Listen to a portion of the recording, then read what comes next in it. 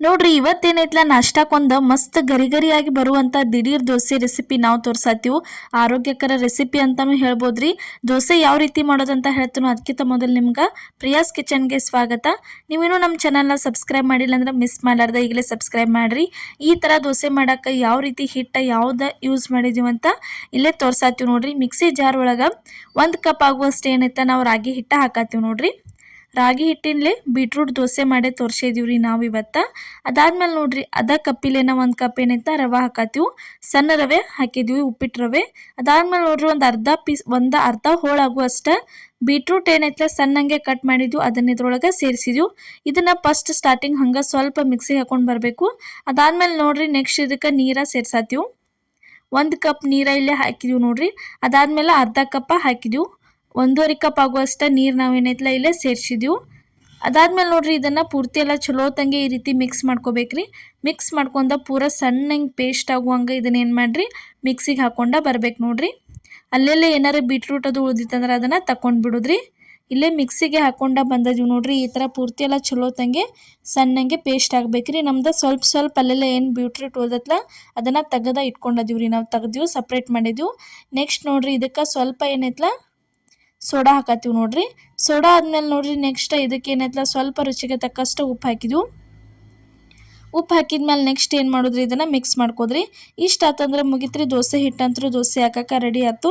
ದೋಸೆ ಅಂತರೂ ಗರಿ ಗರಿಯಾಗಿ ಕ್ರಿಸ್ಪಿಯಾಗಿ ಮಸ್ತ್ ಅಂದ್ರೆ ಮಸ್ತ್ ಹಂಗೆ ಆಗಿ ಬರ್ತಾವ್ರಿ. ಈ ಥರ ಒಂದ್ಸಲ ಏನೈತ್ಲ ದೋಸೆ ನೀವು ಮಾಡ್ಕೋರಿ. ನೋಡಕ್ಕೆ ಕಲರು ಭಾರಿ ಅನ್ನಿಸ್ತಾವು. ನಿಮ್ಮ ಮಕ್ಕಳಿಗೂ ತಿನ್ನಕ್ಕೆ ಇಷ್ಟ ಅನ್ನಿಸ್ತೈತಿ. ಅವರು ಇಷ್ಟಪಟ್ಟ ತಿಂದ ಖಾಲಿ ಮಾಡಿಬಿಡ್ತಾರೋ ಅಷ್ಟು ಮಸ್ತ್ ಹಂಗೆ ಏನೈತ್ಲ ದೋಸೆ ರೆಡಿಯಾಗಿ ಬರ್ತಾವೆ ನೋಡ್ರಿ. ಇವಾಗ ಹಿಟ್ಟಂತರೂ ರೆಡಿ ಆಯ್ತು ನೋಡ್ರಿ. ಈ ಥರ ಎಷ್ಟಂದ್ರೆ 1 ಕಪ್ ರಾಗಿ ಹಿಟ್ಟಿಗೆ 1 ಕಪ್ ಚಿರೋಟಿ ರವೆ 1.5 ಕಪ್ ನೀರಷ್ಟ ಹಾಕಿವು. ಇನ್ನು ಅರ್ಧ ಕಪ್ ನೀರು ನಿಮ್ಗೆ ತೋರಿಸಿದ್ವಿ ನಾವಿಲ್ಲಿ. ಇಷ್ಟ ಉಳ್ದಿದ್ದು ರೀ. ನೆಕ್ಸ್ಟ್ ಇಲ್ಲಿ ತವಾ ಅಂತೂ ಕಾಯಕ್ಕೆ ಇಟ್ಟಿದ್ವಿ. ತವಾ ಕಾದ್ಮೇಲೆ ಅದಕ್ಕೆ ಸ್ವಲ್ಪ ನೀರು ಗೊಜ್ಜೆ ಈ ಥರ ಬಟ್ಟೆ ತೊಗೊಂಡು ಸ್ವಚ್ಛ ಹಿಂಗೆ ತವಾ ಎಲ್ಲ ಒರೆಸಿ ತಗೊಂಡು ದೋಸೆ ಹಾಕಕ್ಕೆ ಸ್ಟಾರ್ಟ್ ಮಾಡಿದ್ವಿ ನೋಡ್ರಿ. ಈ ಥರ ದೋಸೆ ಹಾಕೋಬೇಕ್ರಿ. ನೀವು ಎಷ್ಟು ಬೇಕಲ್ಲ ಅಷ್ಟು ಕ್ರಿಸ್ಪಿಯಾಗಿ, ಎಷ್ಟು ಬೇಕಲ್ಲ ಅಷ್ಟು ಗರಿ ಗರಿಯಾಗಿ ದೋಸೆ ತೆಳ್ಳಗಂಗೆ ನೀವು ಹಾಕೋಬೋದ್ರಿ. ಎಷ್ಟು ಬೇಕಾದ ತೆಳ್ಳಗೆ ಹಾಕೊಂಡ್ರು ದೋಸೆ ಅಷ್ಟು ಮಸ್ತಂಗೆ ಗರಿ ಗರಿಯಾಗಿ ಬರ್ತಾವೆ ನೋಡ್ರಿ. ಯಾವ ರೀತಿ ಕಾಣತ್ತಾವ ಅಂತ ನಿಮ್ಗೆ ತೋರ್ಸಾತೀವಿ. ದಿಢೀರಾಗಿ ದೋಸೆ ತಿನ್ಬೇಕು ಅನ್ನಿಸ್ತಂದ್ರೆ ಈ ಥರ ಮಾಡ್ಕೊಂಡ ತಿನ್ನಿರಿ. ನಿಮಗೇನಾದ್ರೂ ಬೀಟ್ರೂಟ್ ಇಲ್ಲಾಂದ್ರೆ ಬೀಟ್ರೂಟ್ ಬಿಟ್ಟು ಏನೈತ್ಲ ನೀವು ಇಷ್ಟ ರಾಗಿ ದೋಸೆನೂ ಮಾಡ್ಕೊಂಡ ತಿನ್ಬೋದು. ಆ ಥರ ರಾಗಿ ದೋಸೆನೂ ಯಾವ ರೀತಿ ಮಾಡೋದಂತ ನಾವು ನಮ್ಮ ಚಾನಲ್ ಒಳಗೆ ಆಲ್ರೆಡಿ ಹಾಕಿದ್ದೀವಿ ವಿಡಿಯೋ. ಇನ್ನೂ ಯಾರು ನೋಡಿಲ್ಲ ಹೋಗಿ ನೋಡ್ಕೊಂಡು ಬರ್ರಿ. ರೆಡಿ ಆಯ್ತು ನೋಡ್ರಿ. ಇವಾಗ ಸ್ವಲ್ಪ ಈ ರೀತಿ ಬೇಂದ್ಮೇಲೆ ಇದಕ್ಕೆ ಸುತ್ತಲೆಲ್ಲ ಚಲೋ ತಂಗಿ ಈ ಥರ ಎಣ್ಣೆ ಬಿಟ್ಕೋಬೇಕು ನೋಡ್ರಿ. ಈ ರೀತಿ ಎಣ್ಣೆ ಬಿಟ್ಕೊಂಡ್ರೆ ಅಂದ್ರೆ ದೋಸೆ ಅಂತೂ ಮಸ್ತಂಗೆ ಕ್ರಿಸ್ಪಿಯಾಗಿ ಗರಿ ಗರಿಯಾಗಿ ರೆಡಿಯಾಗಿ ಬರ್ತೈತಿ. ಇದನ್ನ ಏನು ಮಾಡಬೇಕು, ಒಂದು 3ರಿಂದ 4 ನಿಮಿಷ ಏನೈತ್ಲ ಲೋ ಫ್ಲೇಮ್ ಒಳಗಿಟ್ಟ ಚಲೋ ತಂಗೆ ಎಲ್ಲ ಕಡೆ ಇದನ್ನು ಬೇಯಿಸ್ಕೋಬೇಕು ನೋಡ್ರಿ. ಈ ಥರ ದೋಸೆ ಅಂತೂ ಮಸ್ತಂಗೆ ಬೆಂದತಿ. ಯಾವ ರೀತಿ ಗರಿ ಗರಿಯಾಗಿ ಬಂದೈತೆ ಅಂತೂ ನೆಕ್ಸ್ಟ್ ನಾವಿಲ್ಲಿ ನಿಮ್ಗೆ ತೋರಿಸ್ತೀವಿ ನೋಡ್ರಿ. ರೆಡಿ ಆಯ್ತು ನೋಡ್ರಿ. ಇಷ್ಟ ಆತಂದ್ರೆ ಮುಗೀತ್ರಿ. ದೋಸೆ ಅಂತೂ ಮಸ್ತಂಗೆ ರೆಡಿಯಾಗೆ ಬರ್ತೈತಿ. ಇಲ್ಲಿ ನೋಡ್ರಿ ಇವಾಗ ದೋಸೆ ಎಷ್ಟು ಗರಿ ಗರಿ ಆಗೈತೆ ಅಂತ ನಾವು ನಿಮ್ಗೆ ತೋರ್ಸಾತೀವಿ. ಈ ರೀತಿಯಾಗಿ ಮಸ್ತಂಗೆ ಪೇಪರ್ ಥರ ದೋಸೆ ರೆಡಿಯಾಗಿ ಬರ್ತೈತಿ. ಈ ಥರ ಏನೈತ್ಲ ಒಂದ್ಸಲ ಬೀಟ್ರೂಟ್ ರಾಗಿ ದೋಸೆ ಪೇಪರ್ ದೋಸೆ ಒಂದ್ಸಲ ನೀವು ಏನೈತ್ಲ ನಿಮ್ಮ ಮನ್ಯಾಗ ಟ್ರೈ ಮಾಡಿ ನೋಡ್ರಿ. ತಿನ್ನಕ್ಕಂತೂ ಬಾಯಾಗ ಭಾರಿ ರುಚಿ ಅನ್ನಿಸ್ತೈತ್ರಿ. ಸ್ವಲ್ಪ ಏನಾರು ಸಾಂಬಾರ ಚಟ್ನಿ ಅಥವಾ ಆಲೂಗಡ್ಡೆ ಪಲ್ಯ ಇತ್ತಂದ್ರೆ ಅದ್ರ ಜೊತೆ ತಿನ್ನಕ್ಕೆ ದಿಢೀರಾಗಿ ಮಾಡ್ಕೊಳ್ಳುವಂಥ ದೋಸೆ ರೆಡಿ ಆಕತಿ. ಮಕ್ಕಳ ಕೆಲವೊಮ್ಮೆ ದೋಸೆ ಕೇಳ್ತಿರ್ತಾರೋ ದಿಢೀರಾಗಿ ಯಾವ ರೀತಿ ಮಾಡ್ಲಿ ಅನ್ಕೋತಿರ್ತೀರಿ. ಈ ಥರ ರಾಗಿ ದೋಸೆ ಮಾಡಿಕೊಟ್ರೆ ಆರೋಗ್ಯಕ್ಕೂ ಒಳ್ಳೇದ ಮತ್ತು ಹೆಲ್ದಿಯಾಗಿನೂ ಇರ್ತೈತಿ. ಈ ಥರ ಏನೈತ್ಲ ಗರಿ ಗರಿಯಾಗಿನೂ ಬರ್ತಾವ್ರಿ.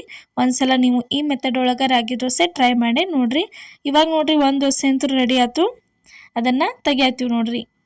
ನೆಕ್ಸ್ಟ್ ಏನೈತ್ಲ ಇದೇ ಮೆಥಡ್ ಒಳಗೆ ನಿಮಗೆ ಇನ್ನೊಂದು ದೋಸೆ ನಾವು ಮಾಡೋದ ತೋರಿಸ್ತೀವಿ ರೀ. ಇದೇ ರೀತಿ ಏನೈತ್ಲ ನಮ್ಮ ಚಾನಲ್ ಒಳಗೆ ಭಾಳ ಥರ ದೋಸೆ ಮಾಡಿ ಹಾಕಿದ್ದೀವಿ ನಾವು. ಪ್ರತಿಯೊಂದು ದಿಢೀರಾಗಿ ಮಾಡ್ಕೊಳ್ಳುವಂಥ ರವಾ ದೋಸೆ, ಪ್ರತಿಯೊಂದು ಅನ್ನದಿಂದ ಮಾಡಿದ ದೋಸೆ, ರಾಗಿ ದೋಸೆ ಮತ್ತು ಹೆಸರು ಕಾಳು ದೋಸೆ ಮಾಡಿ ತೋರಿಸಿದ್ವಿ. ಪ್ರತಿಯೊಂದು ದೋಸೆ ಮಾಡಿ ತೋರಿಸಿದ್ವಿ. ಮಿಸ್ ಮಾಡಲಾರ್ದ ಹೋಗಿ ಎಲ್ಲ ನೋಡ್ಕೊಂಬರ್ರಿ. ಇಲ್ಲಿ ನೋಡ್ರಿ ಅದ ಮೆಥಡ್ ಒಳಗೆ ನಿಮ್ಗೆ ಇನ್ನೊಂದು ದೋಸೆ ನಾವು ಕ್ರಿಸ್ಪಿ ದೋಸೆ ಮಾಡಿ ಇಲ್ಲೇ ತೋರ್ಸಾತೀವಿ. ಈ ಥರ ತವಾ ಮೇಲೆ ಹಾಕ್ಕೊಂಡು ಕೂಡಲೇ ದೋಸೆ ಹಾಕುವಾಗ ಉರಿ ಸ್ವಲ್ಪ ಲೋ ಫ್ಲೇಮ್ ಒಳಗೆ ಇಡಬೇಕು. ದೋಸೆ ಹಾಕಿದ ಮೇಲೆ ಏನೈತ್ಲ ಹೈ ಫ್ಲೇಮ್ ಒಳಗಿಟ್ಟ ದೋಸೆ ಏನೈತ್ಲ ಕ್ರಿಸ್ಪಿ ಮಾಡ್ಕೋಬೇಕ್ರಿ ನೀವು. ಹೈ ಫ್ಲೇಮ್ ಒಳಗೆ ಇಟ್ಟನ ನೀವು ಈ ರೀತಿ ದಿಢೀರ್ ದೋಸೆ ಮಾಡಕ್ಕೆ ಹೋದ್ರಂದ್ರೆ ಅವ ಸರಿಯಾಗಿ ಬರಂಗಿಲ್ಲ. ಅದಕ್ಕೆ ಆ ಥರ ಏನೈತೆ ಸ್ವಲ್ಪ ಲೋ ಫ್ಲೇಮ್ ಒಳಗಿಟ್ಟು ದೋಸೆ ಹಾಕೊಂಡ್ಮೇಲೆ ನೆಕ್ಸ್ಟ್ ಹೈ ಫ್ಲೇಮ್ ಒಳಗಿಟ್ಟ ಉರಿ ಈ ರೀತಿ ದೋಸೆ ಬೇಯಿಸ್ಕೋಬೇಕಾಕತಿ. ನೋಡ್ರಿ ಇದು ಒಂದು ದೋಸೆ ಎಷ್ಟು ಮಸ್ತಂಗೆ ರೆಡಿಯಾಗಿ ಬಂತು. ಈ ಥರ ಏನೈತ್ಲ ಗರಿ ಗರಿಯಾಗಿ ಏನೈತ್ಲ ದಿಢೀರಾಗಿ ರಾಗಿ ದೋಸೆ ರೆಡಿಯಾಗಿ ಬರ್ತೈತೆ ನೋಡ್ರಿ. ರೆಡಿ ಆಯ್ತು ನೋಡ್ರಿ. ಇವಾಗ ಇದು ಒಂದು ದೋಸೆ, ಇದ್ರ ಜೊತೆ ಸ್ವಲ್ಪ ಸಾಂಬಾರು ಅಥವಾ ಚಟ್ನಿ ಇತ್ತಂದ್ರೆ ಮಸ್ತ್ ಅನಿಸ್ತೈತಿ. ಏನೂ ಬೇಡ ಅಂದ್ರೆ ನೀವೇನು ಮಾಡಿರಿ, ಇದೇ ಹಿಟ್ಟಿಗೆ ಸ್ವಲ್ಪ ಒಂದು 4 ಹಸಿಮೆಣಸಿನ್ಕಾಯಿ, ಸ್ವಲ್ಪ ಶುಂಠಿ, ಸ್ವಲ್ಪ ಬೆಳ್ಳುಳ್ಳಿ, ಅದ್ರ ಜೊತೆ ಒಂದು ಸ್ವಲ್ಪ ಮತ್ತು ಕೊತ್ತಂಬರಿ ಸೊಪ್ಪದು ಮಾಡ್ಕೊಂಡು ತಿಂದ್ರಂದ್ರೆ ಮಸಾಲ ರಾಗಿ ದೋಸೆನೂ ರೆಡಿಯಾಗಿ ಬರ್ತೈತಿ. ಮುಂದಿನ ವಿಡಿಯೋದಾಗ ಅದನ್ನು ಮಾಡೇ ತೋರಿಸ್ತೀವಿ. ಇವತ್ತಿನ ವಿಡಿಯೋ ಇಷ್ಟ ಆಗಿದ್ರೆ ಕಮೆಂಟ್ ಒಳಗೆ ತಿಳಿಸ್ರಿ. ಎಲ್ಲರಿಗೂ ನಮಸ್ಕಾರ.